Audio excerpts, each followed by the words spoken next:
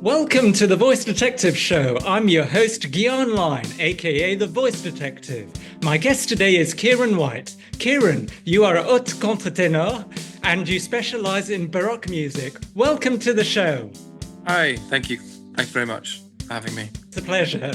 So to start off, tell our audience how your vocal journey began. Well, I started singing in a parish church, a small church choir with my grandma when I was about 4 or 5. And then I was always that child at school that would never shut up. And eventually I auditioned for an abbey choir in Sherborne, which is in southwest England. Sang there for a couple of years, and then was told by somebody on the back row that I actually should audition for a cathedral choir, and went to Wells Cathedral School on scholarship and was a chorister there through my time as a treble. So singing in Wells Cathedral must have been such a wonderful experience, and studying at the Wells Cathedral School. Yeah, I mean, there aren't many cathedral schools specifically left in the UK, I would say. And during my time at Wells Cathedral Choir was a real high point. I was very fortunate to have been allowed even in, because even though I didn't think I was very old, I was 9 years old, and apparently that was old to try and audition for the cathedral. But Malcolm Archer was the choir master, and he took a chance on me. And I can tell you a funny story that I turned up to Wells Cathedral School at 9 years old or 10 years old at the time with Dorset vowels. Now, your listeners might not know what that means, but coming from a farming family, that's quite a rural, rustic accent. And so I used to very much sing the Magnificat in my Dorset vowels. So it would be a bit like, "My soul doth magnify the Lord." And Malcolm Archer, in one of the rehearsals, he said, "Boys, what is that noise?" And it was me singing these vowels because everybody else was singing this pure Queen's English. And anyway, so unfortunately I lost my accent whilst I was at school, which is, either a good thing or a bad thing. But yeah, I mean, being at Wells Cathedral, singing in that most amazing building every day. Before school, I would be there every day for rehearsal, and then I would go up to school. I would walk through the building and get to see all of it, and then we would walk in what you call ranks. So you walk in twos all the way up from the cathedral to school. And the head chorister and the deputy head chorister are the only two that are allowed outside of the pairs, and they're basically making sure that everybody's behaving. And at the front, you've got the senior choristers, and at the back, you've got the junior senior choristers, keeping the front and the rear in check. God, it sounds so archaic when I say it like this.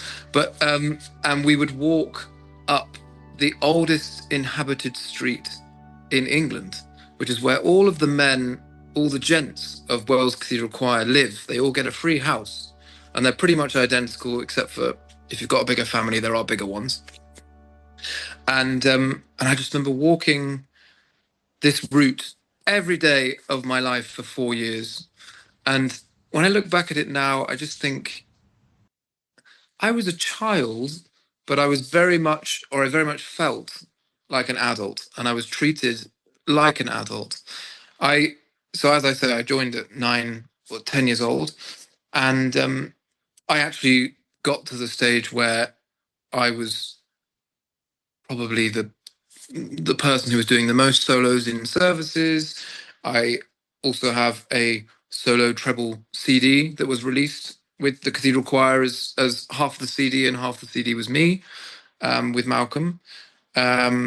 And to have these memories and life-changing experiences, I would never be a singer today if I hadn't gone to that school. If I hadn't gone and been a chorister, I would still be doing what I do on my off time, which is, feeding cows and driving tractors. But I would never have found this potential that, let's say, I've found, and this career that I now live. I also wouldn't have found my wife. And, all these things that have kind of fallen into place just from that one decision to go to a specialist music school, and to take that chance. It was hard. I was at boarding school from the age of 9. I was away from home from the age of 9 to 18, pretty much. When you start as a boarder, you're actually not allowed to see your parents for, I think it's up to 3 months to start with. So at 9 years old, you're being ripped away from your family, which is, when I think about it, it's heartbreaking. But would I do it again? Absolutely, 100% yes. And can you explain the voice category Haute Contre Tenor? How does it differ from a countertenor or a lyric tenor? So Haute Contre literally means high voice. So a countertenor is singing with the use of falsetto, which literally means false voice. People choose to sing countertenor, and they can train themselves as a countertenor if it's a nice sound, of course. And haute contre is still using the body in the same way that a tenor would. It's just the timbre of the voice has a very high quality, because an haute contre has to be able to sing and sit at a high tessitura, whereas a lyric tenor would also have to be able to sing high, but normally it's kind of flicked up into a high note every now and again within an aria. If you listen to an aria from, let's say, a Rameau opera of an haute contre, you'll hear that it just sits very much on the break and above the passaggio. So it's most tenors wouldn't want to sit up there, and they also wouldn't choose to. So I think that would be the main difference. True. I see you specialize in French early music repertoire. Tell us about it. So I, as an English tenor, it's quite rare for an English tenor to then specialize in French Baroque. But I think it was in 2016 I sang my first lead role in a French Baroque opera called Armide by Lully, and I just fell in love with it, and my voice just really fits and suits it. And so I then actually discovered haute contre called Jean-Paul Fouchécourt, who I then contacted, and I wanted to find out from him. He was a very famous haute contre back in the day, sang a lot with Les Arts Florissants. And I wanted to ask him personally whether it was worth taking this route, and whether he thought that my voice did suit this music. It's very easy to say that you're a high tenor and to sing this music, but it doesn't necessarily mean that you should. So he said that I was tenor à la française, and we've been working together for the last 5 or 6 years since I finished my master's, and our result together was that I did my first recording as a haute contre with a very famous group called Les Talons Lyriques, and it was actually on the stage of Versailles. The recording was done on the stage, and the orchestra was in the pit. Christophe Rousset was there conducting, and it was the opera of Attis, also by Lully, and I was singing a very high ethereal part, probably the most famous part of the opera. It's when there are three male singers, 2 haute contes actually, and I was singing the role of un sommeil, the sun, and and it's this really beautiful moment. Maybe if your listeners want to go and listen to that specific moment, that I would recommend it for sure. And the most beautiful thing for me was that my mentor teacher was on the original recording as that exact role as well. So it was a kind of circle moment for us, which was very special. What do you enjoy most about singing Baroque music? I love being part of a team, part of the ensemble. The lovely thing about Baroque music, in my opinion, is when you're stood within an instrumental ensemble, and everybody, normally it's one to apart instruments as well as singers, or say you're singing as a soloist on your own, and there's a real feeling of everybody kind of ornamenting, doing their own thing, feeling the music in their own way, but obviously trying to keep it as together as possible. And I think what I love most about that is that it's different every single time. Every single concert, the same piece can have a completely different feel to it, depending on the musician, depending on the how you're feeling, as we were saying earlier about, preparing for a performance. So yeah, I would say that I just love being part of the team. And is there a fundamental difference between French and English early music repertoire, in your opinion? Ooh, that's an interesting one. So I would say, obviously, one of the most famous English, in inverted commas, Baroque composer is Henry Purcell. But of course, the way that I say Purcell and not Purcell, some people say Purcell, does actually kind of invoke the idea that he really does come from the French style of music, and I would personally say that is the case. If you listen to Henry Purcell, you hear all the same kind of French ornamentations that you would expect in French Baroque, and of course he was in France during the time of the French Baroque movement. So I would say that English Baroque has its own place, of course, in the market, but I would say that mostly it would have been French and Italian from origin, and then the music that was then sung in England was actually brought from France and Italy. Of course, you had German Baroque, but you actually didn't have any German Baroque opera.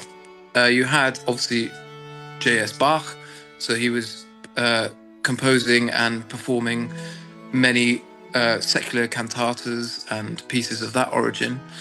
But I think it's very interesting that the styles are actually very similar. How is the emotion expressed in Baroque music different from, say, Romantic music? I think, as I kind of said before, I think the difference between Romantic music and Baroque music is the size of orchestra. The people in the orchestra aren't necessarily being led by a conductor. Sometimes there is no conductor. In a Romantic orchestra, you're following the conductor. You're part of a team in that way, but the conductor is at the helm, and he's controlling the situation. In my experience in Baroque music, and I've done a lot without conductor, and it's absolutely thrilling. It's fascinating because the conductor is more than likely the harpsichord organist, and they are leading through an instrument, leading with their hands necessarily. So everybody is, as I said before, ornamenting and changing within the. And I just used my personal opinion, and my wife will kill me for saying this because she is a Romantic singer. My opinion is that Baroque music has so much soul, so much heart. And that's dare say, when I go and watch my wife singing Puccini and Tchaikovsky, I obviously get very emotional with that music as well. I'm not saying that I don't listen to that music. I also adore that music. But for some reason, Baroque just ignites something in me. It just gives, it just really pulls on my emotions. I mean, yeah, I'm getting a bit welled up thinking about it, but like it just in performance, you're just really, there's just so much emotion to find within the music, and on the page it's written so simply, and then it's the musician's job to create this landscape, this wonderful world of their own personal emotive feeling through ornamentation. Kieran, is there a link between Baroque music and contemporary music? Yeah, funnily enough, I think that singers who perform Baroque music seem to also be asked to perform contemporary music. I personally have sung a lot of contemporary music as well. And going back to our original point about me being a chorister, and I think that having the musicianship to be able to read those difficult pieces of music, because they always are very difficult harmonically, and sometimes they don't even make sense musically.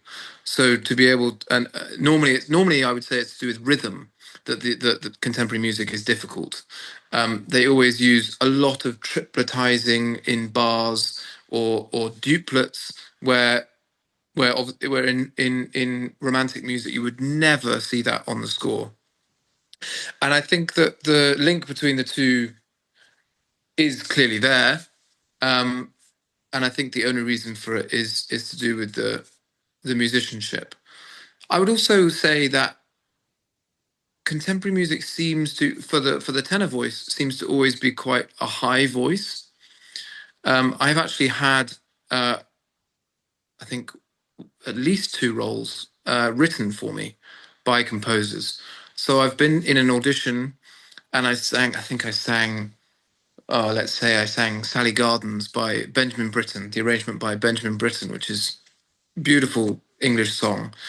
And I think I then also sang One Charming Night, which is from The Fairy Queen by Purcell, and can either be sung by a countertenor or an haute contre or a high English tenor or whatever. And obviously, if a countertenor can sing it, then it's obviously quite high. Um, and uh, and the composer was in the audition, and he said, "That's the voice. That's the voice I want. And would you mind if I composed it for this voice?" And I've it was just what an experience, and what a privilege to have somebody say that and then also write music for your voice specifically, because he thought it was a unique uh, voice in tessitura in sound. So yeah, I think that there definitely is a link. Definitely. Recently sang the role of the evangelist in Handel's Messiah with the New York Philharmonic. What did being offered that engagement mean to you? So that made me tingle a little bit. But I was absolutely speechless. I got a call from my manager. I was actually in the Netherlands at the time, and I remember it completely clearly like it was yesterday. I was about to walk to the church in the Netherlands to sing the evangelist in the Matthew Passion, which is 3 hours long, and you're singing most of the time, and you're narrating the whole piece, and it's an incredible piece and a role to sing. And I got this news, and I had to dampen it. I had to just push it down. For starters, I had nothing to say, and then I was jumping around the room. I couldn't believe that I was going to go to New York to sing with the New York Philharmonic. I also couldn't believe that I'd been invited by Ton Koopman, the conductor, who is one of the most famous Baroque conductors in the world. And with the piece that I know so well as an English singer, the Messiah to us is like the Matthew Passion or the John Passion is to the Dutch or the Germans. The Messiah in England is in every church during Christmas. So to sing something that I knew so well. And bearing in mind, I had never sung in America before. So this as a debut in the United States was absolutely incredible. And my whole experience whilst I was there was unbelievable. The orchestra was fantastic. Don Cotman was really wonderful to me. I will say that actually I maybe shouldn't say this, but I will say that in the soloists rehearsal underground of the Lincoln Center, when I first got there, I turned up with as I was saying to you, I turned up with my ornaments, the way that I wanted to sing something. And I know Ton quite well because I've sung with him a lot. I actually used to sing in the choir of Amsterdam Baroque for 5 years. So I've known him for a long time, and now I don't sing in choirs, and he respects me as a soloist and has started to invite me for things, which is amazing. But I sang Comfort Ye, something that I know so intrinsically, and he pulled me up straight away in front of everybody. He was like, could we maybe do this? And he just played an ornament on the harpsichord, and I was like, yeah, okay, we can try it. So, I sang it in the rehearsal just straight away after he'd played it. And going back to your earlier question about being a chorister, that training and that musicianship that I learned as a chorister has enabled me to be able to do that, to already, sing something back, an ornament or a melisma or whatever. And I think that does put me in good stead in front of these Baroque musicians, because a Baroque conductor is normally just an absolutely amazing musician. Tom Coleman himself is an organist. In terms of harmonies and everything, when you watch him play, it's absolutely mesmerizing what he does every single time. And just getting to stand on that stage in the Geffen Hall to a sold out 4 performances of the Messiah was, it was amazing. I'm not sure I can top it, to be honest. How does the day look for you on a day of a performance? I would normally start the day. I'd go for a run. I would leave the hotel or my home, and the morning of a rehearsal or a performance, I try to go for a run in the morning, just to wake the body up. I then find that I don't have to warm it up quite as much. It doesn't feel like I'm pulling a train up a hill.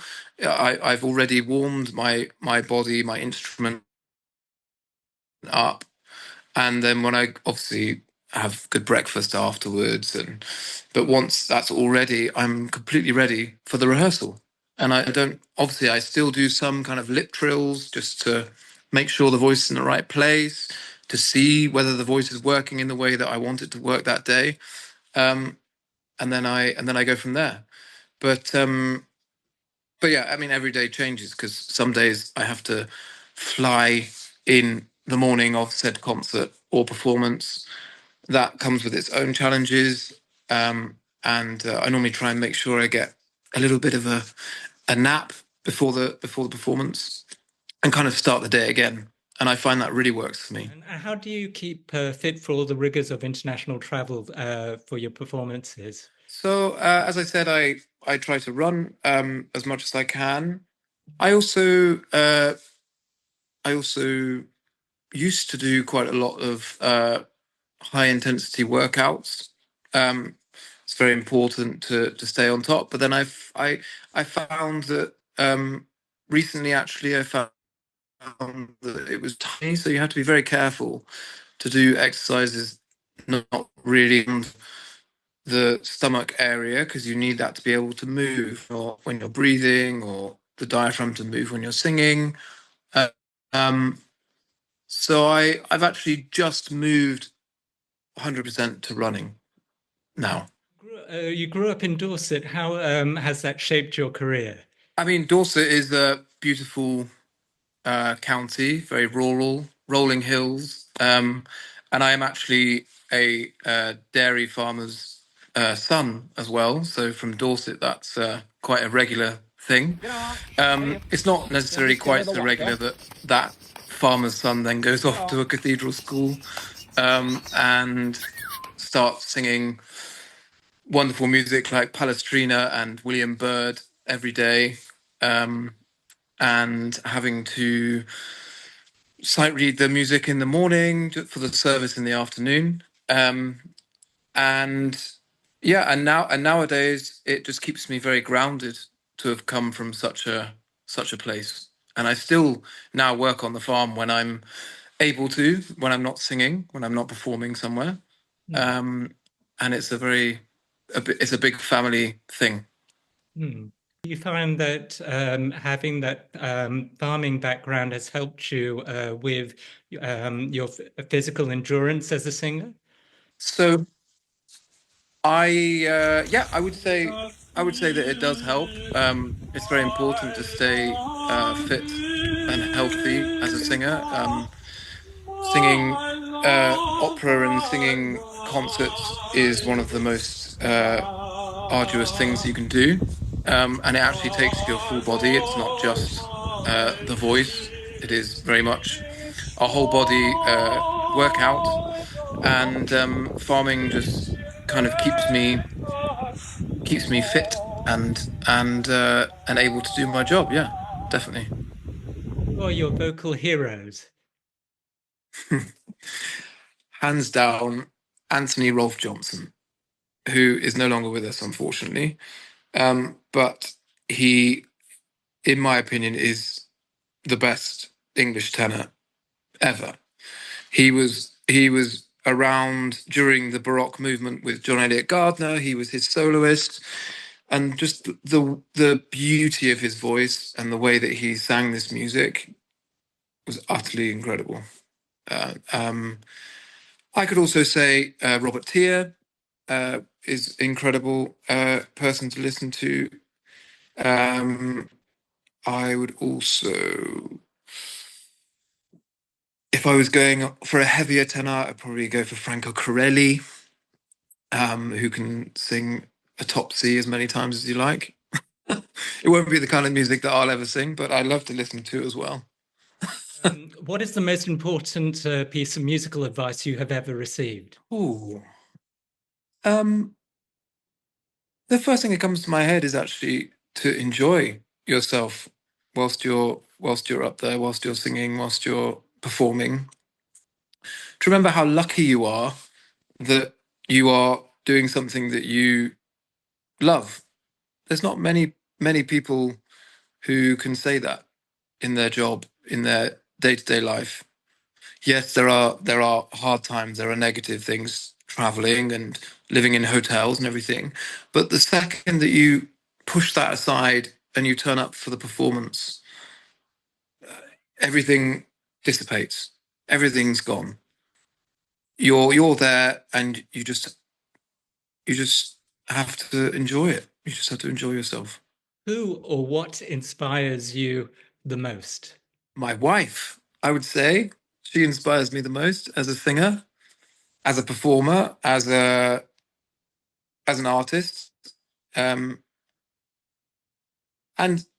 this is a bit mushy, but being married to another singer means that we share everything to do with this profession. As I said, the negatives and the positives. And I think that what inspires me the most is how both of us deal with life, how we deal with not seeing each other. We basically see each other on average once every 1 to 3 months. So yeah, my inspiration is her. Thank you, Kieran, for coming on the show. You're very welcome. Thanks for having me. And for our audience, where can they find you? I have a website, which is www.kieranwhitetenor.com. You can find biography and calendar and recordings and reviews on there. I also have Instagram. If you search Kieran White Tenor, and Facebook as well, if you so wish. Beautiful. Thank you again, Kieran, for coming on the show. And thank you, audience, for tuning in. I look forward to seeing you on the next show. Until then, ciao for now. Thank you. Ciao.